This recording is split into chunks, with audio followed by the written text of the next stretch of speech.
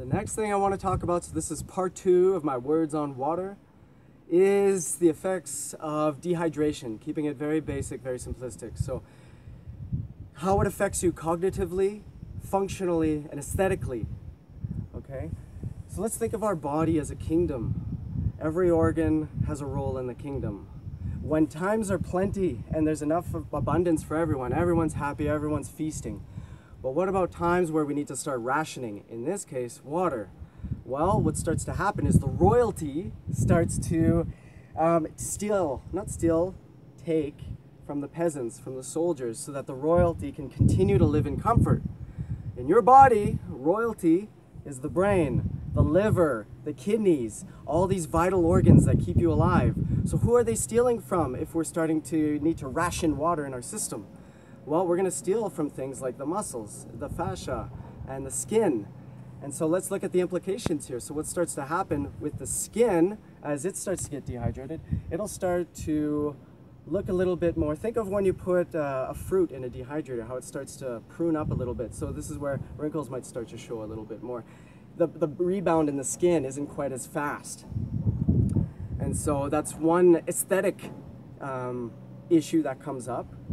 Functionally, what starts to happen, muscles love to glide. Think about it, there's 24 muscles that attach onto this span, onto your forearm. So if any one of them, or a number of them, start to get dehydrated, rather than glide smoothly over one another, they start to stick. When muscles start to stick, then they're a little bit more prone to things like cramping. When they cramp, that means they're also a little bit more prone to tearing. And the most vulnerable part of the whole structure is the muscle-tendon junction. And so that's often where we'll get a lot of our strains, if it's in the muscle, or sprains in the ligaments. Ligaments connect bone to bone, tendons connect muscle to bone. And so the other factor too, in this cycle, what we're seeing with the muscles getting a little bit more adhesed and restricted, cramping and potentially tearing, is that their surrounding compartments, the fascia, also starts to tighten. Okay? So functionally, you start to get a little bit more compromised. What about cognitively?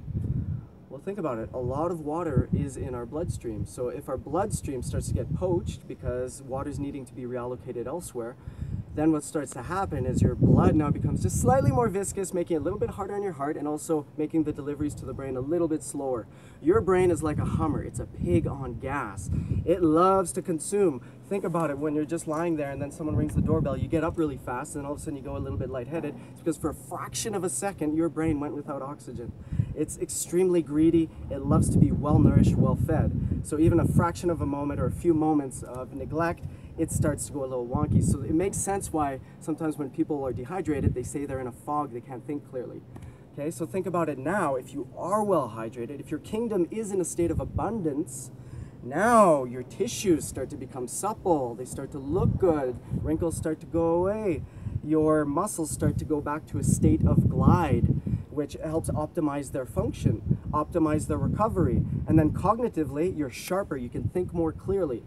So these are all incredibly powerful reasons to be well hydrated. So again, you just got to get to yourself to a point where you're at least peeing clear every day, okay? Or I should say close to clear. And it can be that simple. We don't need to go out and buy all these fancy makeups or lotions for our skin or all these ginkgos for our brain. More often than not, you've got it in you. All you have to do is just drink enough water. Breath and water are some of the two most powerful medicines on this planet.